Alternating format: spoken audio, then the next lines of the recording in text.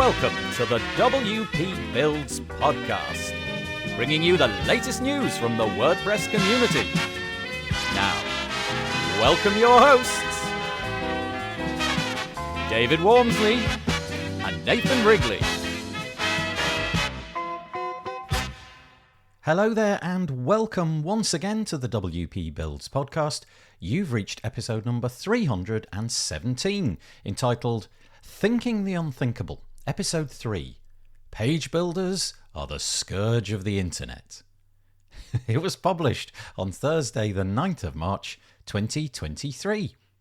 My name's Nathan Wrigley, and in a few short moments I'll be joined by David Wormsley so that we can have our Thinking the Unthinkable episode chat. But before then, a few bits of housekeeping. The first thing to mention is that in the coming weeks we've got 2 live events coming up. We've taken a bit of a hiatus from live events, but we've got 2 coming up. The first one to mention is on the 14th of March. I've got my UI UX show with Pete Chineri. We've been trying to do this more regularly and it's back. If you have a website that you would like Peacher to have a look at, perhaps it's something that you're working on, and from a UI UX point of view, you're not 100% sure, could be a client site, could be your own site, well, the way to get that in front of her eyes and on the show so that she can dissect it with her expert opinion, head to wpbuilds.com/UI and fill out the form there. Feel free to share that link with anybody that you know. We're always welcoming new websites that she can take a look at. So yeah, that's on the 14th of March. Bookmark that one. And also we've got a live WS form demo with Mark Westgard, and I'm joining forces with Bob Dunn from Do the Woo podcast on this one. That's going to be the following day, so that's the 15th of March. That will be available in the usual spot, so that's wpbuilds.com/live. There's no registration or anything like that. But just remember that it's happening. If you're curious about what WS Form can do, Mark will be there to answer your questions on the 15th of March. The only other things to mention are, if you would like to keep up to date with what we do at WP Builds, head over to wpbuilds.com/subscribe and fill in the forms there. It's got our social channels, YouTube, Twitter, Mastodon, and all that over there as well. If you're enjoying the podcast, we would seriously welcome a review over on the Apple platform or wherever you get your podcasts. Any reviews are really, really helpful, and I believe that you can add ratings up to 5 stars, and we welcome that as well. The very last thing to mention is our WP Builds deals page. It's a bit like Black Friday, but every single day of the week. Go there if you're in the market for something WordPressy, plugin, theme, block, pattern, whatever it may be, wpbuilds.com/deals. The WP Builds podcast was brought to you today by GoDaddy Pro. GoDaddy Pro, the home of managed WordPress hosting that includes free domain, SSL, and 24/7 support. Bundle that with The Hub by GoDaddy Pro to unlock more free benefits to manage multiple sites in one place, invoice clients, and get 30% off new purchases. You can find out more by going to go.me/WP Builds. Once more, go.me/WP Builds. And sincerest thanks to GoDaddy Pro for their continuing ongoing support for this, the WP Builds podcast. Okay, what have we got for you today? Well, we've got episode number 317 in our Thinking the Unthinkable series. We take a slightly controversial subject and then we try to discuss that. And today it's page builders are the scourge of the internet. Are they making us reliant on technology which de-skills us? Are we including code bloat? Have we got a poor UI or UX experience for our clients? Do we truly get what you see is what you get? Are they difficult to scale? Are they restrictive? Do they bring along security concerns and dependencies? You can see there's a whole load that we get into this week, and I hope that you enjoy it. Welcome to the third installment of our Thinking the Unthinkable series, where we attempt to understand or rationalize controversial opinions on WordPress and web design. Today's topic is page builders are the scourge of the internet. Dun, dun, dun. Shall we just talk about what we said last time? We Yes. did say we were going to discuss the view of some that WordPress is too woke, and well, we cancelled ourselves. We got round to trying to record it, and we thought we can't do this. No. We had a long chat, didn't we? We had I think we probably spent an hour chatting about that subject and whether or not we should stray into that, well, minefield essentially. And like you said, we ended up cancelling ourselves, which is probably for the best. Cowards though we are.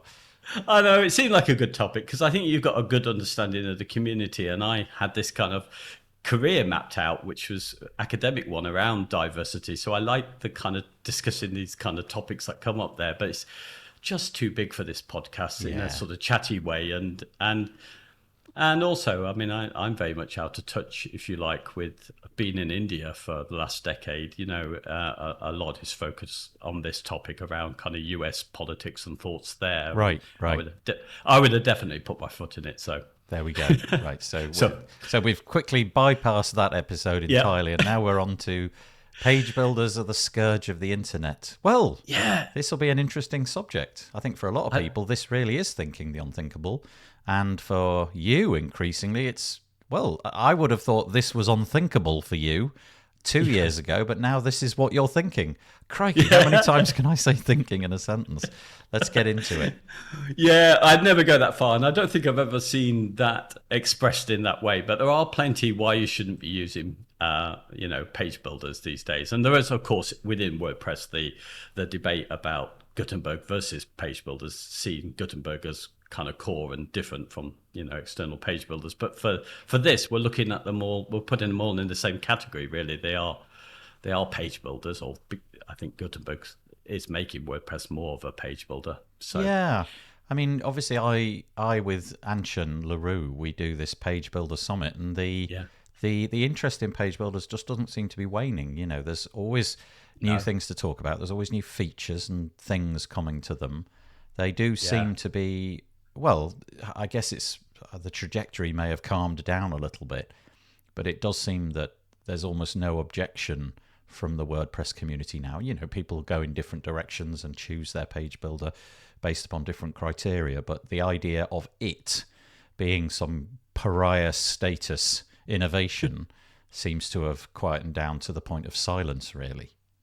It is bizarre. I mean, when we started this podcast, I think not long after, it's my one and only talk at a WordCamp was literally on the topic of, are page builders the future? You know, well, I was making a very strong case for that being the case. So in this, I'm going to kind of, we'll start off with some of the arguments against that. Well, first of all, though, I think if 10 years ago that was when you did the talk, or whenever it was, it probably wasn't 10 years, but, round about, let's say it was 5 6 years ago, I think you probably were prescient because it did turn out to be the future, right? Nobody could argue that lots of these page builders have come along. Some of them have been extremely successful, making huge inroads into the figures for how many WordPress websites are being used, and the percentage of one page builder over another. Great talking points in the WordPress news over the last few years. So I think you probably were right. But it's interesting also that you now seem to have gone full circle. Yeah. But we'll get onto that.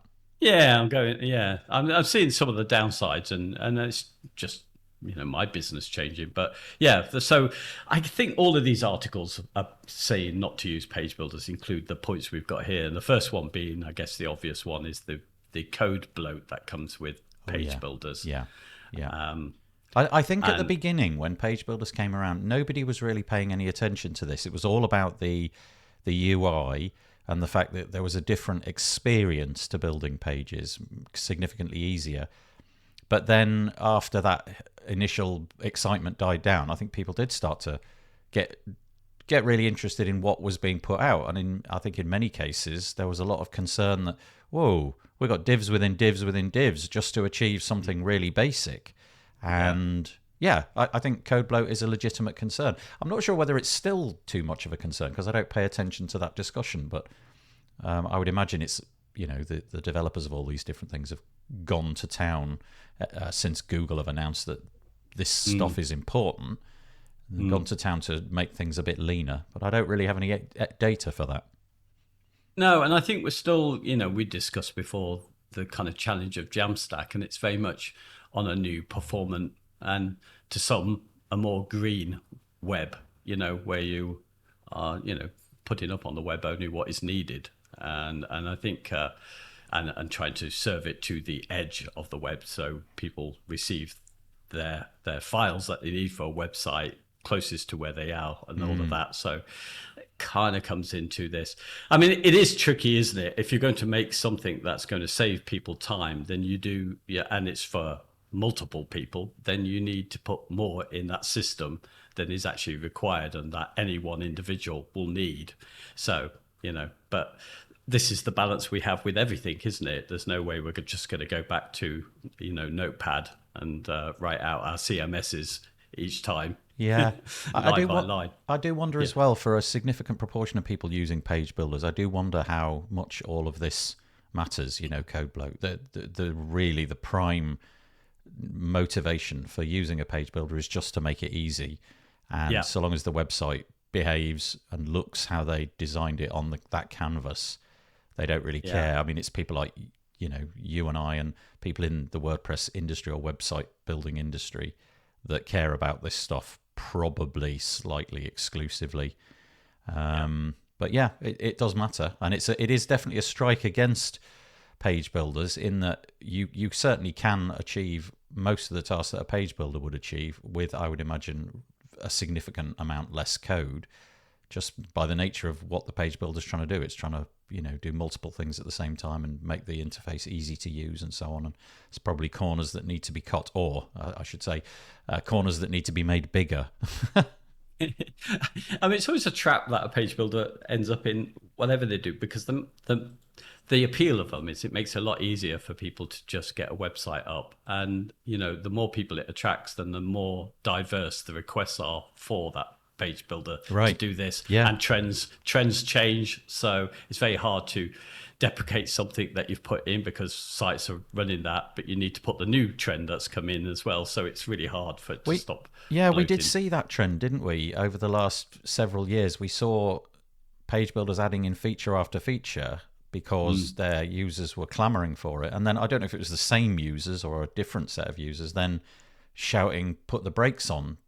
No more new features. Let's just refine what we've got. And so it's curious. It's a lesson in not being able to satisfy your users ever. Well, not all of them anyway.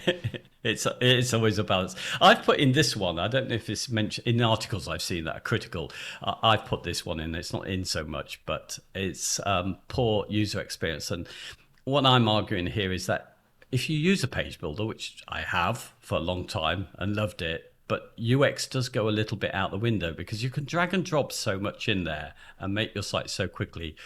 It can lead you away from thinking about, does this need to be there for the design? Does this help users? Yeah, we'll come on to aspects of this question later, possibly. But yeah, essentially, you drag in a module or an element or whatever the wording is for your page builder, but you drag something onto the canvas and you just fiddle with it.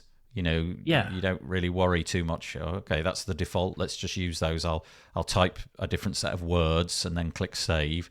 And you may not be thinking about whether you've used the right, I don't know, H tag, for example, something like that. Yeah, I think you're right. I think wherever there's an option to save us time, we're going to use it, whether or not that's the correct thing to do. I guess another thing to be thrown into that is just cookie cutter. You get the feeling that a lot of websites are just kind of cut from a template and it just feels a bit formulaic. You can see that over the internet in spades these days, can't you?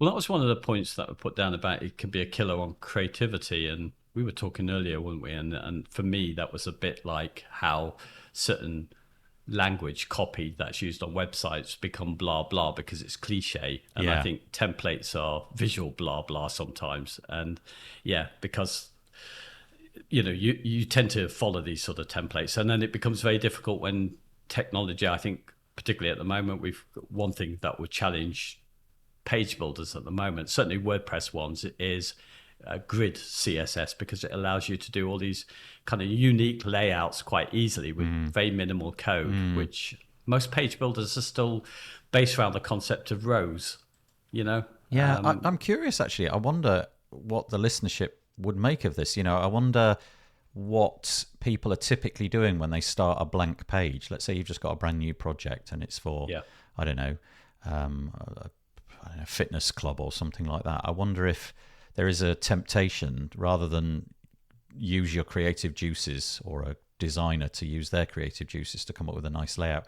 I wonder if there's a temptation to just go and find the approximate best template or collection of rows that seem to do the best job, and tweak from there, because it gets you to the end goal quicker.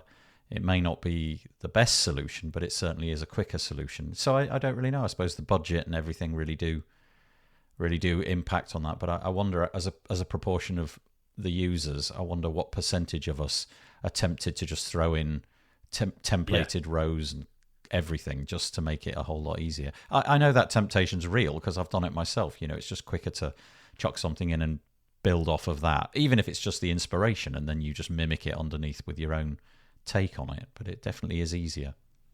I guess this kind of debate over this is the same as even like the template ones, because you've always got this balance. So you take a template because it gets you up and running very quickly, but then you spend, it's the balance between how much time do you then spend fighting against the way the template works that doesn't work quite as you want it. The responsivity of it hasn't been set in the way that you would like it, and your content isn't quite fitting what's there. So that's a big one. And I think page builders are pretty much like that. They save you a load of time because you've got something off the shelf, but how much time might it take up later when it's not quite fitting exactly what you want. And then you've got and this is the other points we've got here was about it's not readily it's not something that you can easily scale up if you've got too much code that you didn't actually need in the first place there. You've got something to fight against, and not necessarily because you've set yourself to something which is more complex, adaptable to technology changes and changes in browsers. Did you ever discover a website in the wild, so an actual website that's being used? It's somebody's built it and it's deployed and it's out there. Did you ever come across one which was obviously from a template from a page builder that you're familiar with? Because I get it probably once every sort of 6 or 7 months. I'll see a website and I'll say, boy, that's literally a template that I'm familiar with. They haven't even changed the default images. It's just exactly the same. And I've seen it a couple of times, and I think that's curious. Yeah, I think I have. Sometimes, it's quite. I was able to spot on look sometimes which page builder might have been used, and I don't know what the giveaway signs were. Okay, so there's a look and feel to a certain page builder that you can fit. That's interesting. Sometimes with Elementor, because it was one of the first to do a lot of this kind of scroll animation stuff. Yes. So when you see a site where perhaps that animation really shouldn't be there, but someone's just had it available, so they've used it, and you just think, I bet that's an Elementor site. Yeah, it is. Because the tools were there. Interesting. Yeah. So poor user experience, possibly a thing. The next point you've got is what you see is what you get, but not what others get. What were you meaning there? Oh, I was just meaning that I guess we've got two audiences for the page builder. I think, one of the difficulties I've had with it's not a difficulty for me. I know how responsive settings work and how to go to it. But if I hand that over to clients, they don't know. So what they see is what they get, but it's not what others are seeing when they go to the site, because they haven't thought about these things. They've started to move stuff around. So it's really a little bit about the danger of putting the page builder in the wrong hands. Interesting. Okay, so it wasn't a question of what you see is literally what you get, because I feel that bridge has now been crossed, hasn't it? It almost pixel perfect are the layouts that you'd see in your typical page builder. You click save, and the only thing that's different is the UI of the page builder's gone away. Everything else literally looks the same. But I do think that Gutenberg still is really curious in that respect, in that it really there are large gaps between what you see and what you get, and you have to infer and use your imagination a little bit in some cases. Okay, that padding at the bottom there, that won't be there when I click save. So yeah, that was my take on it. In some cases, especially Gutenberg, I think we're not there yet. Yeah, it's interesting with Gutenberg. Do you think, because I'm really not up to date with the directs, do you think that's the ultimate aim for Gutenberg or not? Because obviously that's where page builders against Gutenberg come in. I think it can't be at this point, because there's been so much time where they could have changed things. So the example which always sits with me is that you've got these great big plus icons which end up in all sorts of places in Gutenberg. So, and I don't know, it's probably about 30 pixels high. I don't know exactly, but it's big, right? It often sits inside a container of some kind. And let's say, for example, I don't know, you've got a blue background color. That blue background color in the container that it's in, it looks as if it's going 30 pixels further down the page than it is. And of course, as soon as you remove yourself from the editing experience and go onto the front end, it's not there, but it was there before. And I'm they've definitely made moves to alter that. There's now just a little plus black box that appears in different places, but still it's not quite what you see is what you get. And I'm guessing that having had enough time to tweak that, if that was the desired outcome, they've decided it isn't. It's an approximation of what you're going to get. Yeah, and that's the tricky thing about the page builder. I mean, that's obviously that's where a lot of third-party page builders will win over Gutenberg if that's the aim. If that's what you expect, what you see is what you get. But really, why I mentioned that was just the fact that maybe that's not the best way to be looking at websites anyway. It's a UI which works on lots of different types of devices, and that's the way we should be viewing the website. It's not a masterpiece of art which looks fabulous on your screen. So does it actually matter that it doesn't match? Because you actually need the knowledge to know how it works. And I think that's a downside of page builders. I think they've, if you like, almost made us think that we are just working on a canvas as art. Yes, it is literally like a blank canvas, isn't it? And we're dumping assets on it and expecting it to be pixel perfect. Yeah, it's a really good point. Next up, you've got setting the wrong expectation and understanding of the web. Well, I guess that's just following on for what I'm saying. It does encourage. It's linked in with the other point I put about perhaps devaluing our profession. If we do learn some code and we do understand, how copy will work on the web, for how it's going to serve people for usability and also for SEO, if we understand responsivity and accessibility and all of that kind of stuff, the problem with the page builder is that it does attract a lot of people who then can really quickly make something that's beautiful. And as far as to where they are in their understanding of how the web works, that is all that a website is. So it's quite difficult to overcome that.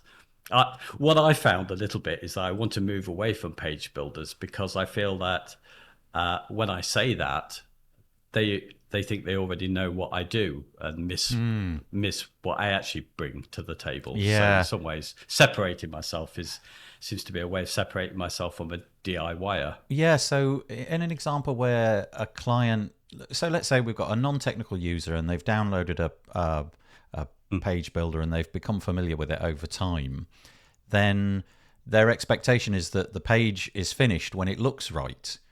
So, the design that I want to achieve is exactly this. There it is. I've got all of the bits and pieces. The jigsaw is built. And of course, that's only a proportion of the problem that needs to be solved, because, as you said, SEO, speed, optimization of images and so on. You mentioned accessibility. They all go deep below. In a sense, it's a bit like the iceberg, isn't it? You've got the visual bit on the top. That's the bit that everybody's concerned about, and then underneath is all the other bits and pieces that only people that do this for a living, well, mostly only people that do this for a living, would give concern to. And I think it does set that expectation. The page builder, you are finished with your job as soon as it looks right and you've published it, and that's the end of that game, I think. But there's a lot more. If you want your website to be successful, if you want your website to be green and accessible, then there's definitely more to be expected from that page. And I think, in some ways, page builders do encourage us to think of the web in perhaps the way we did initially. It was always about, oh, I can put my brand on it, on my space on the web, and it's kind of a new place to kind of sell my stuff. And there were brochure sites, and then it was all about how we can kind of make ours look really fabulous on the web with the technology we had. And, you know, it was very difficult in the early days.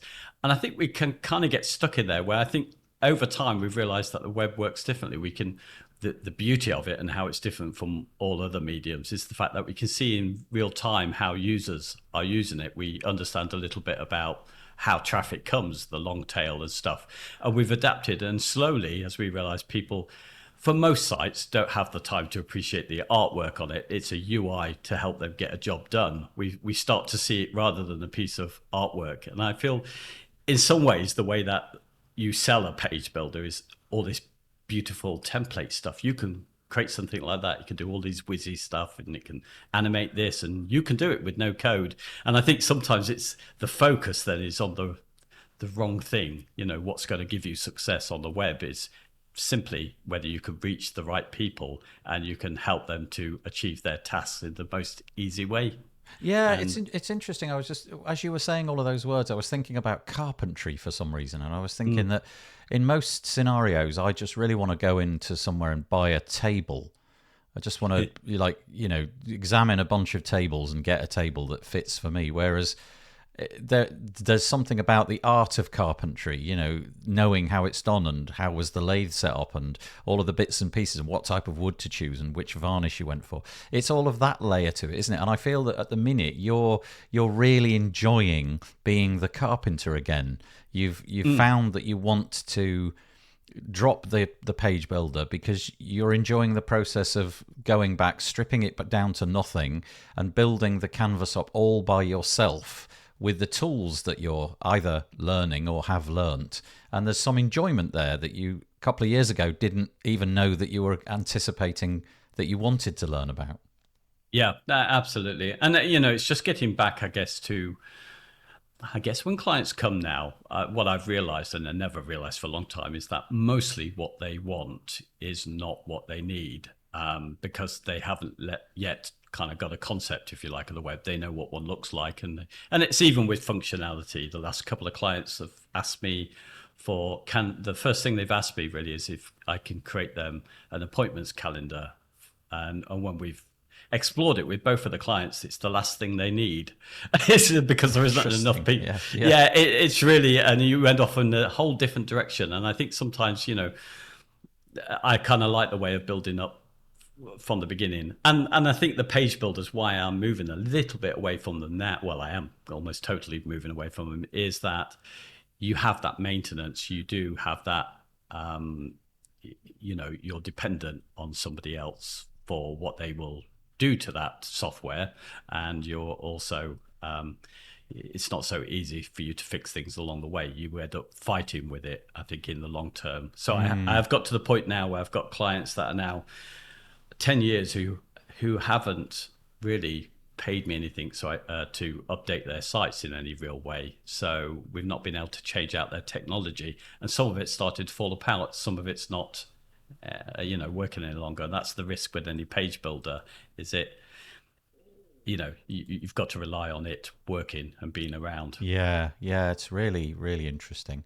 So I think we've probably just agreed here that page builders are actually the scourge of the internet.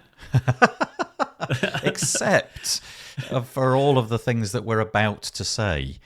Yes. Because there's an awful lot of positives, isn't there? Did we go through that whole list of negatives? Have we done all of that? I think we. I don't know, actually. I think we probably covered. I think. Yeah, there's a whole bunch of things which David wrote down, which I then responded to, and we've broadly, I think, covered most of that. But I'll copy and paste most of it into the show notes, so you can see our full thoughts there. Yeah. So shall we? So we'll counter this argument, shall we, with the other side of the equation. So the thing I put down is something is better than nothing, and it brings more people online. So just having page builders, you know, it's just allowing. It's what WordPress's mission is, isn't it? You know, democratizing publishing. So, yeah. I mean, it allowed me to do things that I could have done But in my case, it probably would have taken me significant amounts of time. Yeah. So, just dragging things onto a canvas was so much more straightforward than having to come up with all the divs and figure out the CSS that would belong there and blah, blah, blah, blah, blah. So, yes, I think something is definitely better than nothing. And, it's not a lot of money. The site licenses for these things, WordPress is free. The licenses for the number of sites that you may get, generally speaking, if you're doing this for a living, it's a very affordable way to have a tool in your back pocket that you can throw out websites. Honestly, in some cases, in a matter of hours, if it was a teeny tiny little website, you could totally do that. Yeah. And for me, I think having a page builder allowed me to build things quicker than I could do with my coding skills as they were then. Right. And even though I'd done it before, it wasn't enough for some of the clients. And there was a real benefit being able to bring this way of allowing clients to be able to edit, because they had a page builder. They could go in and make their changes themselves in a way that kind of made sense to them. So there was a demand for that.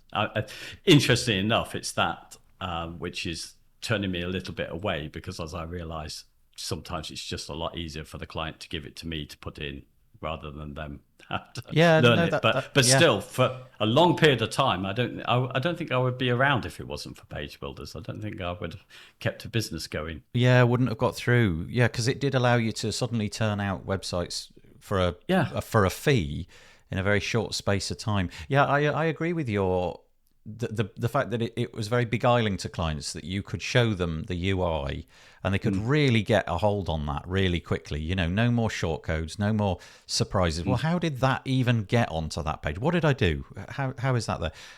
With a page builder, it was just so obvious. Anybody could grasp it. And I remember showing, in my case, it was Beaver Builder, to quite a range of different clients at the point of trying to convince them to come onto my into my business, and I would build the site for them. And in every case, there was a real sense of, wow, okay, that's really easy. That's not what I've been used to. And you just say, well, yeah, you just drag this thing in and you can see now that you change the text over here and so on and so forth. And a real sense that, wow, okay, now I can do things online. Now we've got SaaS that does all of that as well. So it's probably less surprising to clients. I don't suppose there's going to be many clients who are going to go, whoa, look at that. You can actually edit it on the page. But for a period of time, that was a really compelling thing, I think. Oh, absolutely. And it seemed what people wanted. And now I guess with maybe 8 years of experience with clients doing it, I've realized it's maybe not what they want actually, or not always. Some will, but I think, in many cases, they're going to forget, that it was a wow thing for them in the first place. And I still have it. In fact, a recent client I've had, I'm taking them down on, not on in fact, I'm using WordPress, but I'm actually flattening everything so they won't get access to the display. And when I was saying you've got two options, we either go the kind of WordPress where you can come in and see it, or I take care of it and do your updates for you.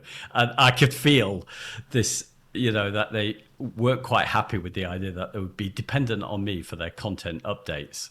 Yeah. But there was the other side, was where I'm saying, well, actually, what I'm going to build you, though, you could take away to anybody, not somebody who knows WordPress or anything, and it will live on forever if you get rid of me. So that was the upside to it. But yeah, it's still there, and I think there are some people who will just need an interface. Yeah, I think it's curious, and whilst we're trying to, obviously, on the whole, in this part of the show, we're trying to give the benefits of page builders. I do think it was interesting to me, at least anyway, that most of the clients that got enthusiastic about the page builder, really didn't interact with it. It was just, it was almost like it was a sales tool. Look, should you get interested in building your website pages and amending things, then look how simple it is. But on the whole, the phone would ring and they'd say, could you change the telephone number or whatever it may be? And you just think, actually, do you know what? We did tell you how to do this, but okay, it's fine. It's probably easier for me to do it. So I agree. And also, I guess in a certain sense, you protect your business a little bit more if you maintain that kind of mystery about how the website is created. If the client doesn't know how to edit things, then at least they're going to phone you up when the changes are needed, even though that might be a little bit annoying. Yeah, absolutely. And I think, you know, build speed. I mean, let's take, for example, I mean, on one hand, it sounds ridiculous if you just wanted to create a landing page for, and it really didn't have any functionality on it. It really just had images, buttons, and text, and, you know, a form or whatever. It seems crazy that you would stick it on something like WordPress with kind of 500,000 lines of code, and then stick on a page builder with probably the same again and various plugins for this one page.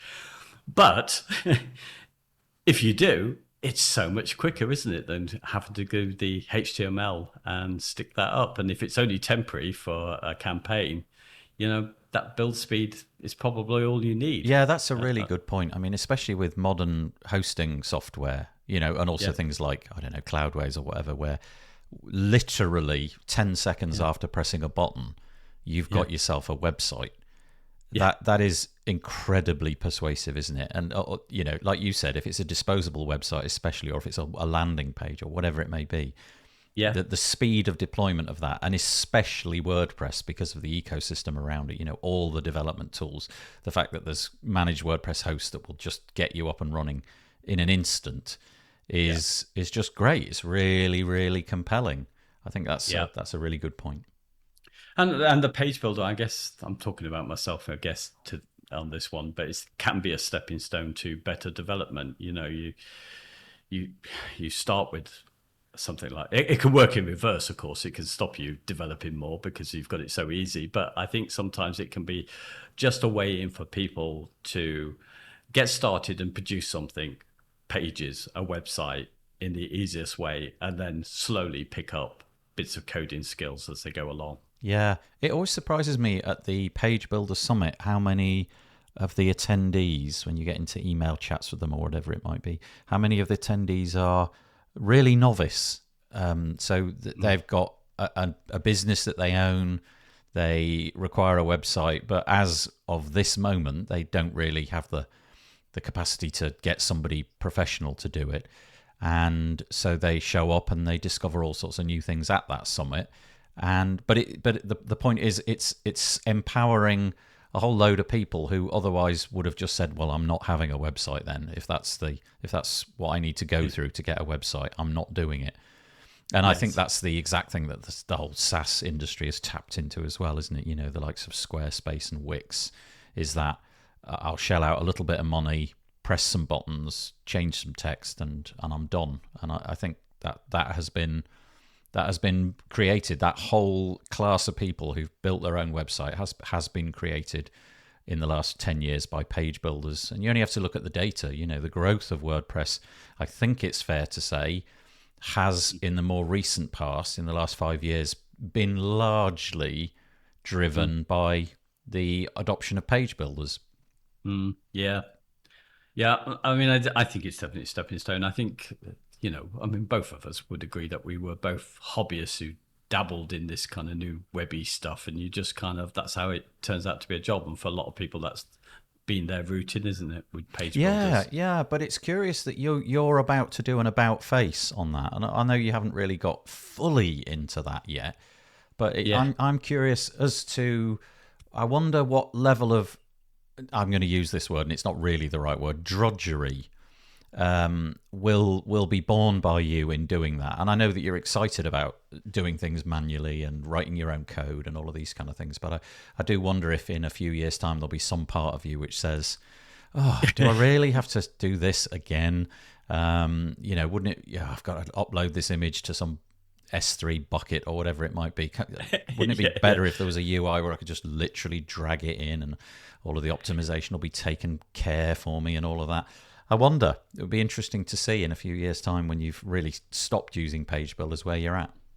Yeah, exactly. And I think I always have to be mindful of the fact that it's not one or the other, really. I think depending on the job, on the client, and the overall what you needs to be, I can think of plenty of examples where a lot of the arguments I've got against the page builder are just not relevant, really. You know, a page builder might be the best and quickest way to get this thing going. So I'm not definitely all out. It's just a direction, a challenge for me to kind of step away from them. And clearly there are negatives with it. So, yeah. But Yeah, and I'm not sure. Yeah, I guess it depends on your talents here, but initial build saving could be key for a lot of businesses if they do. I mean, I've definitely had clients who won't pay what I need to, but they want to get up, and I think, okay, well, we can take you one of the templates and just amend it, and that's what you get.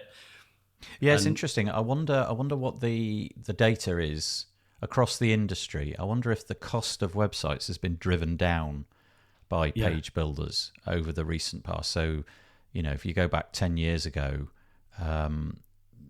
the fees that you could charge, I wonder if let's say, okay, let's just pluck a figure out of thin air. Let's say $1,000, right?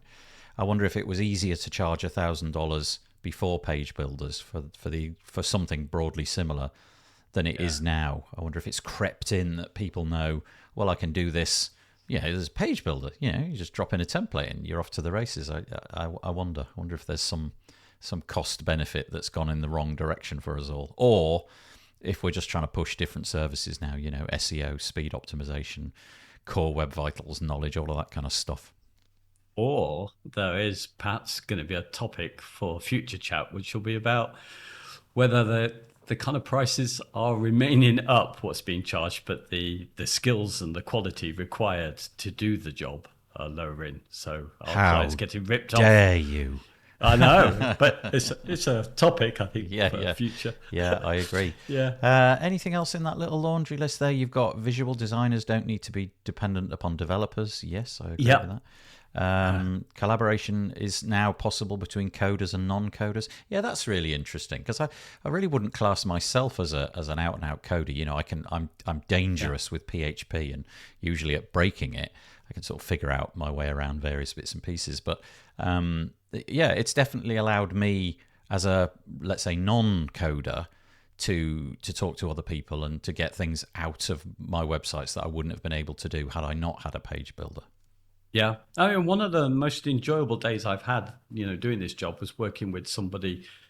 And I used to try and fit people into a day when we were going to kind of actually do the visual building of it. And, we were working together at the same time because of the page builders allowed them to be able to upload certain photos that they wanted, and I would adjust them.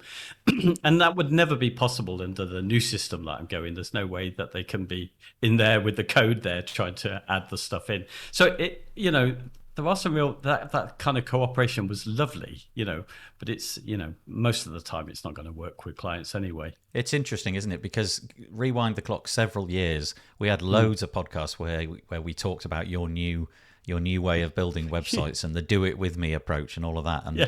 And you were very enthusiastic about that. So let's fast forward a couple of years. I wonder if we'll be having a conversation where you are saying, do you remember the time when I used to talk about not using page builders and blah, blah, blah, blah, blah.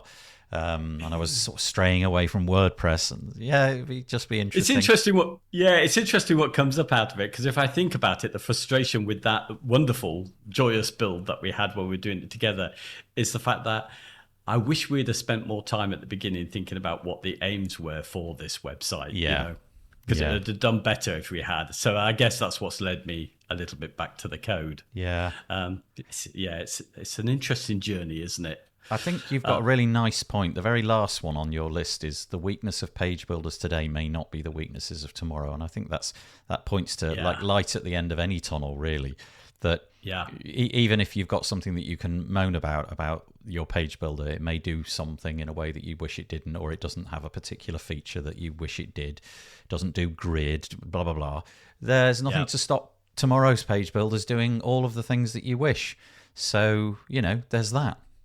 That's exactly it. And they get better when performance hits. People got better at trying to keep them slimmer, It's not in WordPress yet, but I'm sure it will come. It's definitely in Webflow that they've been able to adapt their interface so you can use grid. So when it's moved so you've got flex and grid that you can use.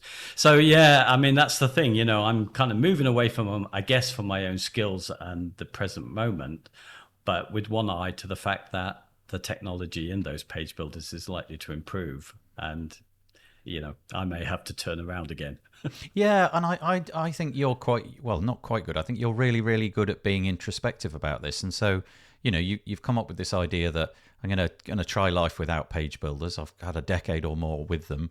Let's see what it's like. But I don't think you're a closed book there, are you? You'll give it a go, and if it doesn't work, see what's in the market. You never know. Maybe in development right now is the ultimate page builder for David Wormsley, the David Wormsley page builder. I don't know who's developing that, but it may be on the cards somewhere. I just wanted to end on a little thought, which is there are some solutions at present, and I'm going to mention one, Pinegrow, which kind of feels like a nice happy bridge. Although I know you're probably not going to be using it, but if you like page builders, but you also quite fancy doing it yourself. Well, obviously there's blocks for one thing. You could do it that way. You could use the block editor and try to build things up in that way. But also, I just wanted to mention Pinegrow as a bit of a bridge between, okay, I don't really want to use a page builder, but I want to use the code, and I don't want to write the code, but I want to use a page builder. It's kind of a bit of a tool in the middle. Oh yeah, I'm pleased you mentioned that. I mean, I've been watching so much of the Pinegrow stuff because I really like the person behind it and the way that they think. And even though I'm not going to go down that route, it's not the David Wormsley page builder. It isn't, but it's a fabulous tool, and I think the people behind it are great. So I'm quite happy for that to be called out. Yeah, I don't really use it either, but hat tip to them for finding a new area. To put themselves in. So the jury's out. There was our conversation, our Thinking the Unthinkable, all about our page builders, the scourge of the internet. I don't know what we've decided there. I guess use what's right for you, Exactly. Do we know what's coming up next time? Oh, we don't. We haven't discussed it. But do you want to throw in, as it's a sort of follow-on, although it might be a bit boring, but you say, can we do without WordPress? Yes. Should we do that? Let's do that one. Let's add that into our show notes. So next time we come, it's going to be, do we even need WordPress anymore? Or something like that. So, for today, David, thank you. That was great. Yeah, thank you. Cheers. Well, I hope that you enjoyed that podcast. Always a pleasure chatting to David Wormsley. Our Thinking the Unthinkable series is turning into a bit of clickbaity fun, but I hope you enjoyed it nevertheless. If you've got any thoughts about page builders and whether they indeed are the scourge of the internet, why not head over to wpbuilds.com, search for episode number 317, and leave us a comment there. That could be something that you agree with or disagree with. Feel free to leave us a comment. Alternatively, wpbuilds.com/Facebook will get you into our Facebook group, and you could search for the thread there. The WP Builds podcast is brought to you today by GoDaddy Pro. GoDaddy Pro, the home of managed WordPress hosting that includes free domain, SSL, and 24/7 support. Bundle that with the Hub by GoDaddy Pro to unlock more free benefits to manage multiple sites in one place, invoice clients, and get 30% off new purchases.